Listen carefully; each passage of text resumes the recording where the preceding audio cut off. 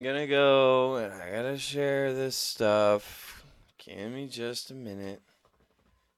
Everybody stand by.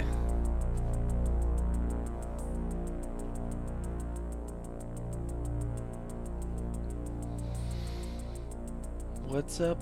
I can't do it. Sorry, Joe Rogan. I was tempted there for a moment to rip you off, but I didn't. I resisted the urge. Okay. Over here.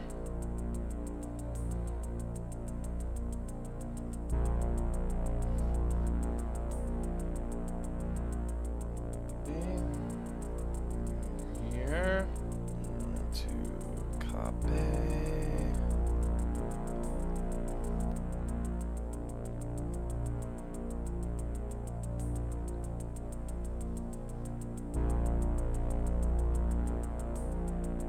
Oh, I got a message.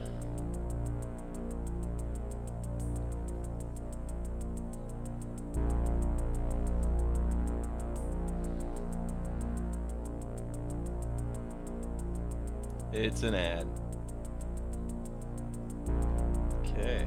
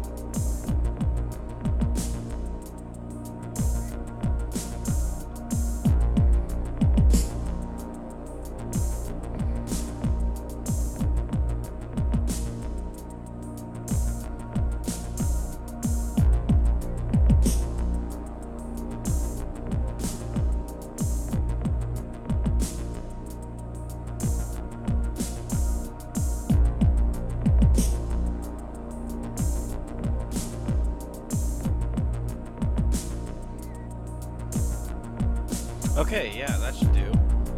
I will close that. All right.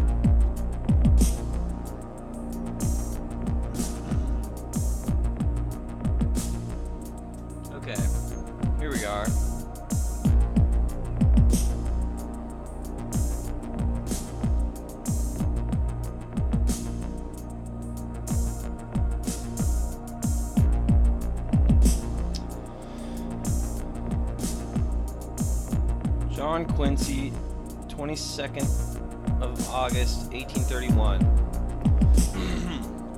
Sir, let's see, this is the following letter from Quincy Adams explains the views of his illustrious father and of himself on the subject of Freemasonry.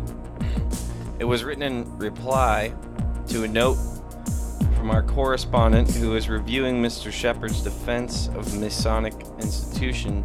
It may be recollected that Mr. Shepard claimed the elder Adams as a patron of the order, and our correspondent took the liberty of addressing Mr. Adams, asking the appointment on this point. Boston Press.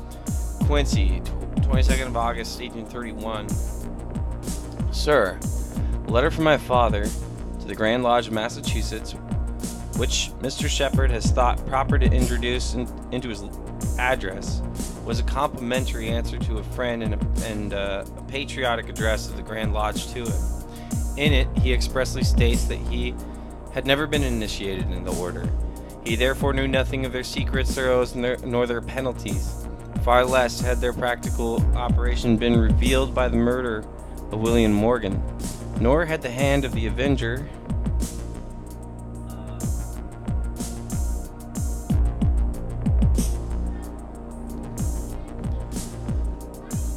let's here, I'm gonna pull this up first here. You guys can't read this.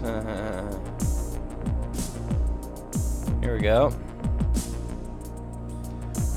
Of blood been arrested for 5 long years, and probably forever by the contumacy of witnesses, setting justice at defiance in her own sanctuary.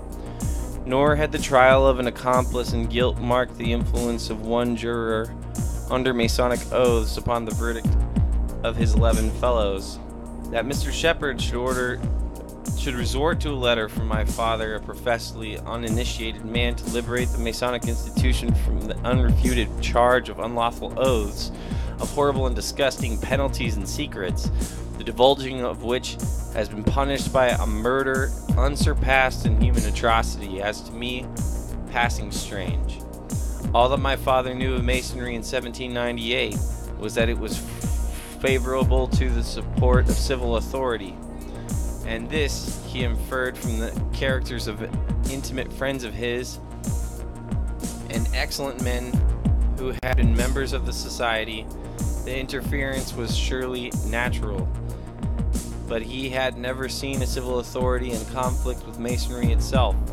To speak of the Masonic institution as favorable to the support of civil authority that at this day and in this country would be a mockery of the common sense and sensibility of mankind.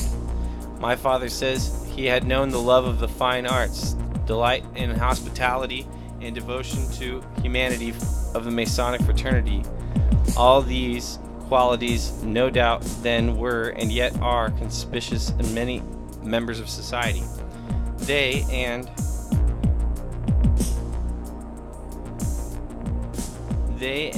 qualities of yet a higher order were not less conspicuous in the order of the Jesuits.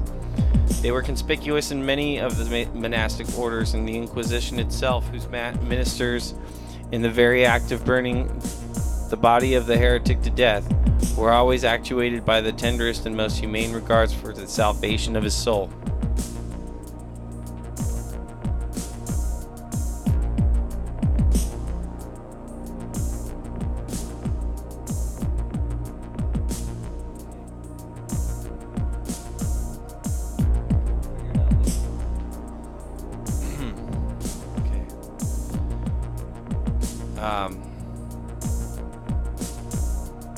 Okay.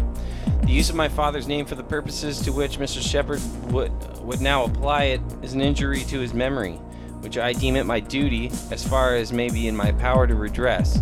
You observe, he says, he had never been initiated in the Masonic order, and I have more than once heard from his own lips why he had never enjoyed that felicity. Mr. Jeremy Gridley, whom he mentions as having been his intimate friend as Grand Master of the Massachusetts Grand Lodge. He was also the Attorney General of the Crown, When in October 1758, my father, having finished his law studies and his schoolkeeping at Worcester, presented himself a stranger, poor, friendless, and obscure, to ask of him the favor to present him to the superior court of the province, then sitting at Boston, for admission to the bar. Mr. Gridley, in his own office, examined the youthful aspirant with regard to his professional requirements, gave him advice truly paternal, and dictated to the purest virtue, and then presented him to the court with a declaration that he had himself examined him and could assure that their honors that his legal requirements were very considerable and fully worthy of the admission which he solicited. This kindness of Mr. Gridley was never forgotten, but my father, I trust, it will never be forgotten by his children.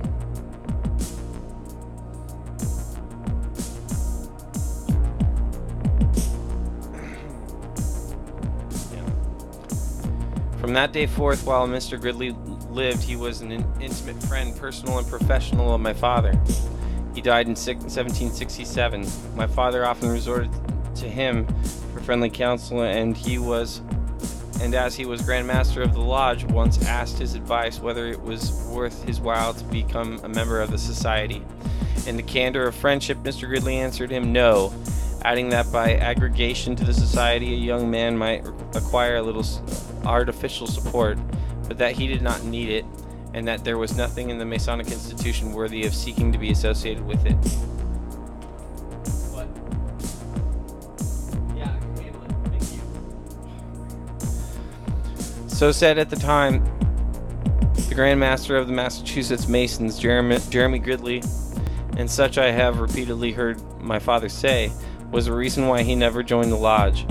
The use of the name of Washington to give an odor of sanctity to the institution as it now stands exposed to the world is, in my opinion, as unwarrantable as that of my father's name.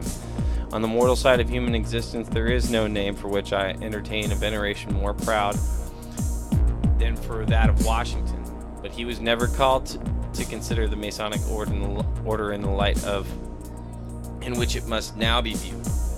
If he had been, we have a pledge of what his conduct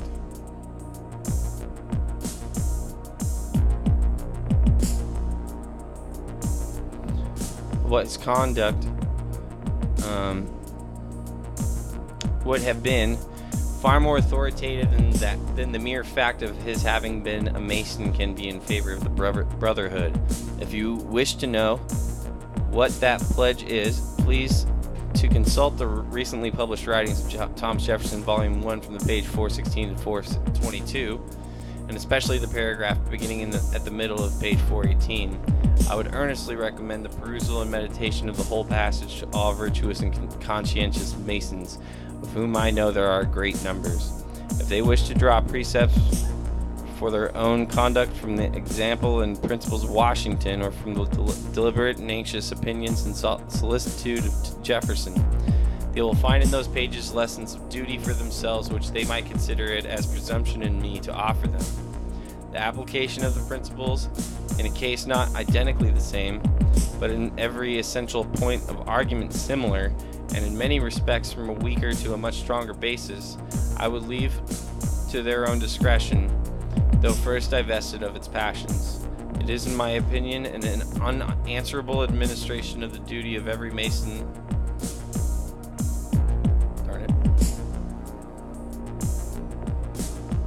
Every Mason in the United States this day. I never heard and do not believe that the Reverend Dr. Bentley ever delivered or published a sermon censuring my father for anything he had ever said upon the subject of Masonry. The electoral vote of Massachusetts in 1831 was unanimous for my father. You are at liberty to make what use of this letter you please, giving notice, if you publish it, that it is an answer to a letter of inquiry received by me. I am very respectfully, sir, your obedient servant, John Quincy Adams.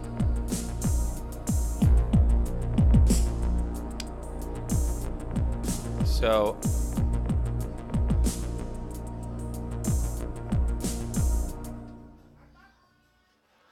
So I wanted to read that, just for the record, to kind of continue pursuing the historical context of anti-Masonry. That is the movement to be in. Oh man, dude. In contest with Freemasonry, and of which I am finding myself at the point to, as I establish a public face in relationship to my craft being a public craft, I want to address that from that angle. On the one angle, as my brother George commissioned me to lift up the name of Jesus, and then in the second order, it's my own commission and conviction to resist Masonry, and find myself on that side of the page of the Freemason movement and the Freemason institution, and all things occultic, all things witchy or witchcrafty or Luciferian or satanic.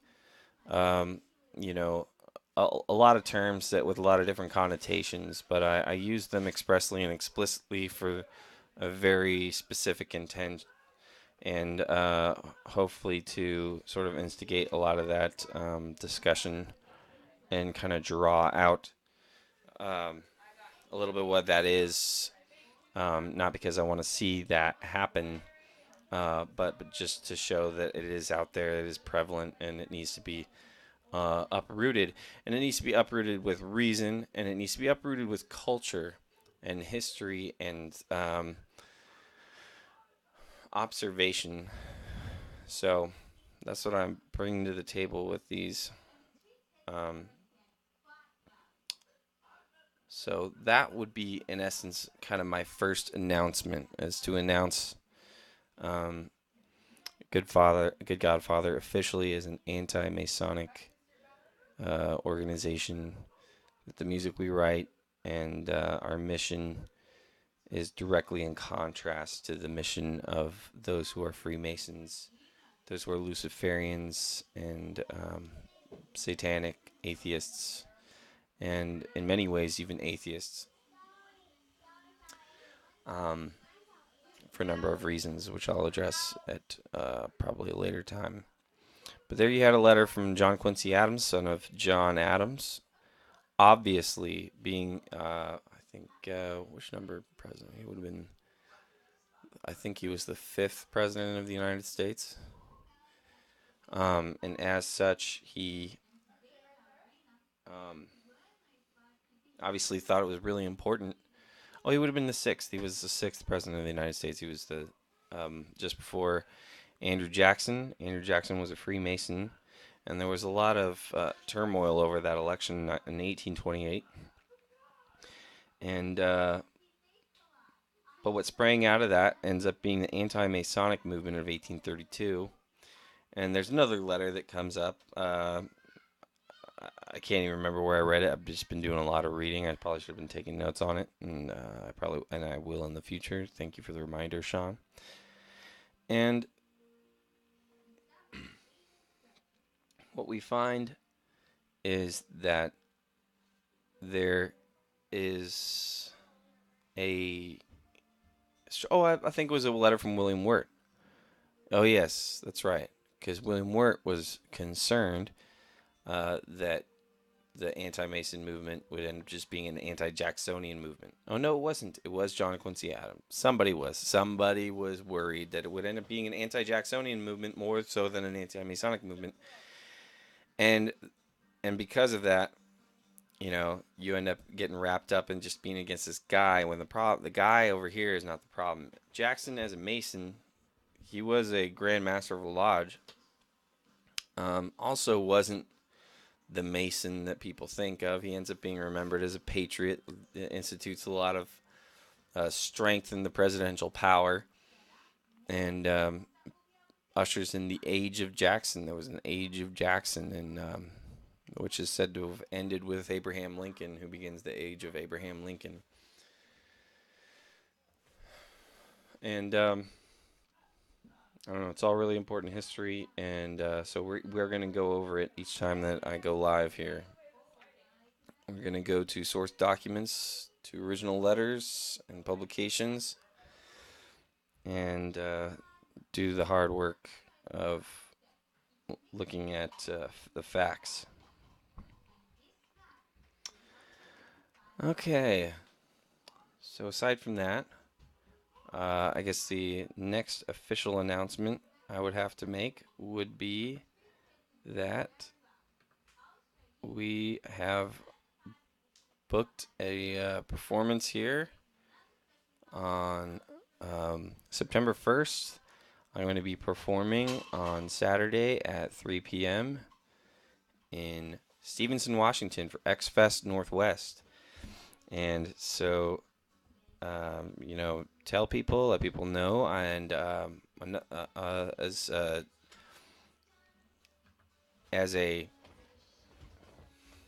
in addition to that announcement, what I'll be doing, I've got T-shirts on the way. I ordered some T-shirts, and I'll be putting together a drawing. And what I will be doing will be, if you share the event invite of the X Fest Northwest, if you go to facebook.com/goodgodfather, find the events. I'm going to post the event here tonight, and probably should have posted it before I got on live, but I just needed to get on here and do it and get her done. I got a lot of things to do.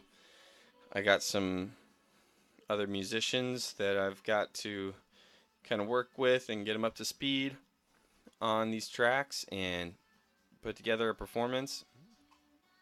And so I'll be putting together these tracks, and I'm going to be putting together this drawing. And if you go to, I'll be putting together the event page. And so if you go to the event page, whether you say you're going to go or whether you don't go, if you share, you'll go into the drawing to win a number of things. The T-shirt that I have on the way, I don't have it on me right now, obviously, but I got T-shirts on the way, and one lucky winner will get a T-shirt. They'll get a CD. They'll get a prayer rope. They'll get a lyric sheet, and they'll get a painting. So 4 things: a CD, T-shirt, lyric sheet, and a painting. All hand drawn, all hand done, and it'll be a surprise which painting you get. But those things. Oh, and then I'll also put together a poster. And this poster will have this graphic on it here, and then on the other side I will hand draw calligraphical some lyrics, or probably this liturgical prayer that I kind of wrote / translated. Anyway, got a lot of projects coming down the way, and lots of work to do. I've been making a banner. Teal's been sewing it. She's doing a real good job at it. And yeah, I suppose that's it. Any questions or comments, feel free to leave a comment on this video. Share the video. Let people know about Good Godfather. Tell them the good news. Let them know the good news. There's a good God and Father, a good God in heaven who is our Father. So, but this liturgical writing actually will incorporate these different sections. There's this one that is basically kind of just a prayer, and it's a prayer based on the name that is quoted in Exodus chapter 33, or is it 34? I can't remember right now, but It says, Blessed art thou, O I am being, that which I am being, our God. I am being, that which I am being, I am being, that which I am being. O God, merciful and gracious, slow to anger, and abounding in steadfast love and faithfulness, keeping steadfast love for thousands, forgiving iniquity and transgression and sin, but who will by no means clear the guilty, visiting the iniquity of the fathers upon the children and the children's children to the third and fourth generation. Hear, O Hear, O wrestles with God, the being who is being. Our God, the being who is being, is Echad, one. Thou art my Father, my God, and the rock of my salvation. The being which is being is our righteousness. Our Father, Daddy, which art in heaven, make thy name be holy, make thy kingdom come, make thy will be done, in us who are on the earth as is in heaven. Give us this day the supersubstantial bread of the coming age, or the age to come. Forgive us our trespasses as we have already forgiven those who have trespassed against us. Deliver us when we are tempted and tried by the evil one. So, and it's all written in hand-drawn calligraphy here. Switch cameras. And it's built on an alphabet that's a sort of a combination of ancient Gothic with an ancient Celtic, Proto-Germanic script. So that kind of, yeah, just a combination thing. And Greek. There's some Greek in there too. I just kind of mishmashed all these letters together and made somewhat of an English font alphabet. Yeah. So there you are. There you have it. Got a set, putting it together. I'm going to have a set list out. One of the things that I'll have on there is a set list. So, yeah, take a look at that. And share my event page, the event page that I have that I'll be putting up. Go to facebook.com/Good Godfather. Also, you can order and purchase any merchandise on the Bandcamp page, which is goodgodfather.bandcamp.com. Oh, here's the banner. I didn't work on it more That's fine. yet. This is the beginning of the banner here. So you'll see that out at the festival. X-Fest Northwest, Skamania County Fairgrounds, Stevenson, Washington. Oh, that's me. Okay, I think that's it. I guess I'll just keep it a short one. I'm gonna get to it. I got a bunch of tracks to lay out here, and but I appreciate everybody watching, and God bless you.